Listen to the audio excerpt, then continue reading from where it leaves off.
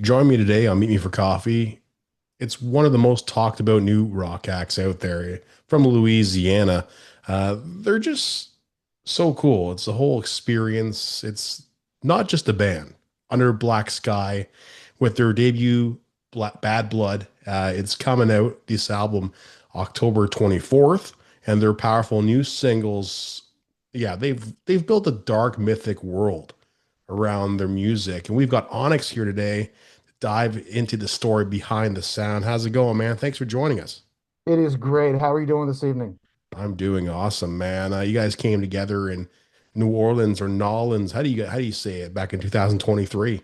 Yeah, Nola, Nollins. So yeah, two members are from that part of the United States, and we kind of just call that home base. Love that area. It's great for culture. It's great for music. It's also got its own mythical kind of just thing about it. If you ever had the time to spend in the area, man, it's just a vibe for sure. What was the spark that brought Under Black Sky to life? So we were formed out of another band that was around before COVID and decided to rebrand after COVID. And so we had kind of the core membership together. We were together playing for the last 7 or 8 years in some way, shape, or form, and decided to rebrand Under Black Sky after COVID. So we had some ideas of where we wanted to go with this, and ultimately it ended up here what you're seeing with the characters and this whole world that you've alluded to as well. And so we're having a lot of fun with that. Now, each of you have a symbolic title: prophet, seer, executioner, redeemer. Yeah. How did these roles come about, and how do they connect with your real personalities? Interesting. Great question. So we were just playing around with what post-apocalyptic kind of superhero would you want to be? And so what kind of things would be important? And in any kind of henchman or any type of gang, you've got, the leader, which is Crisis, and that's our singer. You got the muscle. You've got so that's Jackson Beast, and then the kind of logistical side of things, if you will. I'm the seer, and so I can see things that others cannot, and I can also bring wisdom that others may not be able to. But everybody has their own strengths that they bring to this thing, and it's a beautiful world that we've created. Yeah, absolutely. What superhero would you want to be? Man, great question. It's almost like that. What kind of things would you want to have, at your disposal? Would it be able to fly, be invisible? Man, I don't know. I think I got to go back to like Superman or something like that. Just an old throwback superhero that has, all the strength and power and can fly and do all the things and be fast. And it's like you don't just have one thing, you got a lot of things there. You just got stay away from the kryptonite. Yeah, I mean, Superman's like the best of both worlds, I think, right? He's kind of invincible and he's got the strength. He's got, the sixth sense, like Spider-Man. I guess Spider-Man would be another cool one. I was thinking about Hulk for some reason, but I just don't want to be losing my temper and, ripping my clothes off every time. So you get kind of See, that's tiring. and that's your persona. I mean, that's you, that you're the muscle. So there you Yeah. go. Yeah, I'm the muscle. Um, the band presents itself as more than music and almost like a story or a universe. Now, I know that vision didn't exist from day one, but how did it pop into your head to go this way? Well, again, we were kicking around the idea of how to stand out in a market where, there's so many great bands. And we also had seen many others before us come along with the concept album. And so if you go all the way back to maybe say Pink Floyd and The Wall, bring that through Queensryche and you bring that through um, we thought it would be cool to bring that concept back. And we've created this world to do it in that we're excited to share. And so that's kind of where it came from and where it started. If we were going to create a concept album, what would that look like? And it's taken on a world of its own, obviously. It's taken on characters of its own, sub characters, and it's really kind of like where do we want to take this? for the foreseeable future. We're really excited about the live concept with this. We're excited about the us versus them. Every movie that you've seen going back to, I don't know, Divergent or Hunger Games in this post-apocalyptic world where you have to survive and it's us versus some huge big thing. And there's parallels you can draw towards that together today, all the way back to like George Orwell in 1984 and all of that. So we're just pulling from that post-apocalyptic world and kind of running at that concept with everything we have and throwing gasoline on the whole thing and just saying like what will stick to the wall in this world and go with it. Well, it's definitely something that you need to put out there, right? Without risk, there Yeah, is no reward. I'll be honest with you. I spend most of the day today uh, thinking if I was going to get the mask. Is the mask going to be on this show? And I'm happy that you put it on, Onyx. You got Bad Blood, your record coming out. Is it October 24th? that's correct. Yep. And let's talk about it. Let's talk about, the approach writing songs that also fit into the bigger chaptered narrative. Yeah, so we wanted to approach this from a, obviously guitar and obviously melody. And so we kind of steer clear of the whole Cookie Monster thing when it comes to this genre, when it comes to vocals. We believe in kind of sonic melodies that people will sing. We believe in appealing to a wide variety of people in this genre. And so we were thinking while we were writing, we must have drop guitars, obviously, but then we need to have choruses that are memorable, singable, and melodic. And that's kind of where this idea started. But how do you do that with a dark kind of sense? And ultimately, it's about good versus evil in the end.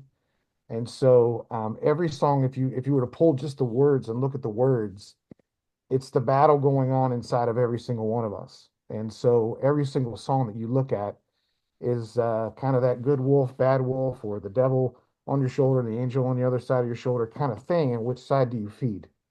And that's kind of where these songs start. So with the storyline, you guys start, or when you're writing, do you start with riffs, lyrics, the storyline mainly? How does Yeah, it? it's lyrics and then what crazy guitar riff can I come up with? And obviously, a main part of our band obviously is Beast and drums. The guy's a phenomenal drummer, and so he and I work a lot on the syncopation of all of that.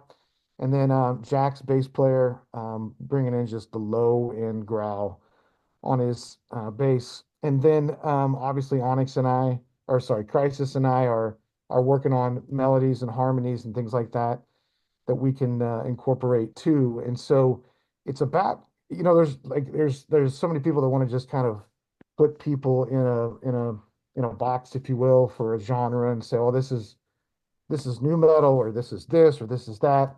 I don't know where we kind of stand with this because I'm not saying it's uncharted territory, but we'd like to think that we're kind of on the precipice of bringing the concept album or bringing the concept with kind of a continued storyline, if you will, between songs, but then also about good versus evil, and ultimately that dichotomy.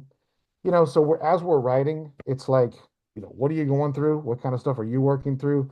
We're post-COVID, so like, what kind of stuff did you go through during COVID? Isolation, depression, fighting that battle internally is kind of where this whole thing kind of starts. Yeah, the good versus evil thing is definitely a great narrative. I mean, it's within everyday life, government versus people, conspiracy versus people who tell the truth. And it's like, if you look at it from that way, the mythical side of it, um, like, do you see your music as a way to give voice to people who like feel overlooked, kind of broken, or like, betrayed? Yeah, so one of the singles that's is coming out, I'll show you. It speaks right to that. It's about a guy backed into the corner, and he's here to like it's time to put up or shut up, kind of, if you will. And that's where that song starts. And so It's about giving everyday people a voice. It's about giving everybody at our show that comes live, no matter where you are in life, you're gonna experience a great experience. But you're also, if you listen to the words, you're gonna be inspired. Yeah, I absolutely agree with you. I'll show you is actually on your Spotify page. So I know little tidbit right now. Want to check these guys out, which I don't know why you haven't yet if you're listening to this. And you're like, hey, who are these guys? No, it's on that page on Spotify. I'm sure you can find other places. It's a great song. I'll show you. And the lyrical content, becomes a personal thing too. Gives you the feels when you're on stage when you hear those lyrics kind of belted out over top of the melodies and stuff like that. And I know you guys are going on a little tour.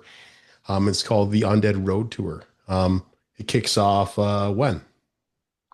So next Wednesday, the 22nd, I believe it's the 22nd, we'll be in San Antonio, and it's the Southern Texas tour. So I believe it's maybe not in this order, but San Antonio, Houston, Corpus, McAllen, Austin. I might have missed one in there, but it's a Southern Texas run with Zombie Kings. So we're excited to be going out with those guys. And we've done some stuff in Texas before, and so we're hoping to see some familiar faces. Oh man, tour life. What are some? Have you ever been on tour before this Yeah, specifically? many times, Yeah, many times. right. So, like, what are some of your favorite things about being on the road? I think seeing new places that you may have never seen were you not in a band.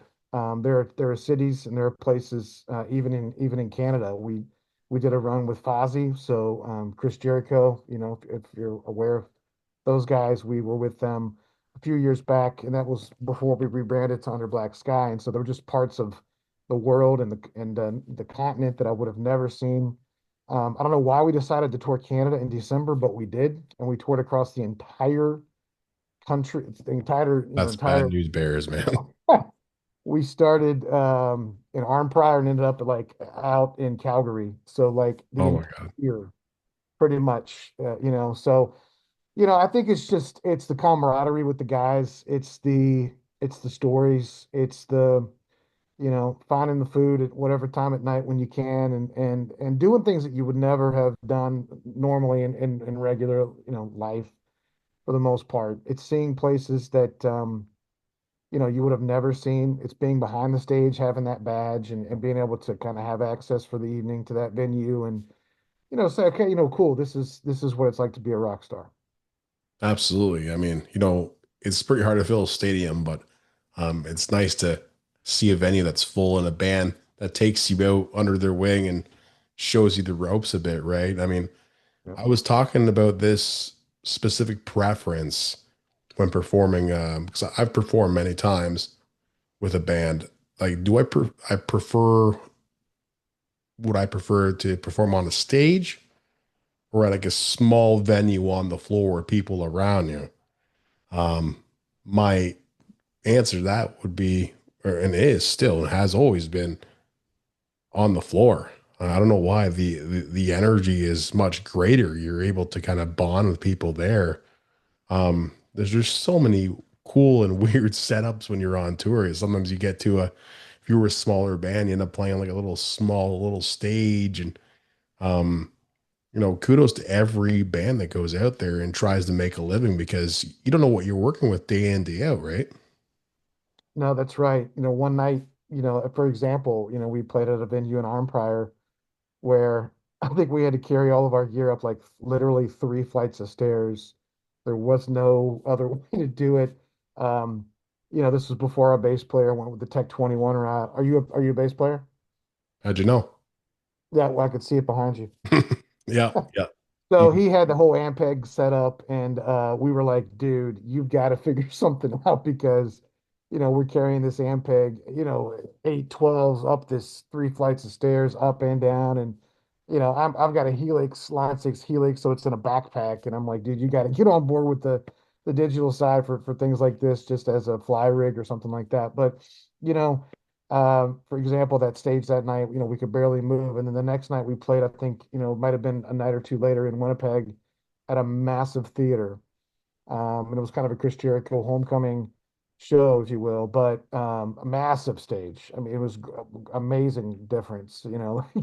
So you don't ever know what you're going to get when you walk into a place, and you got to be able to adapt. You got to be able to figure out how to make that work with all the other bands that are playing that night.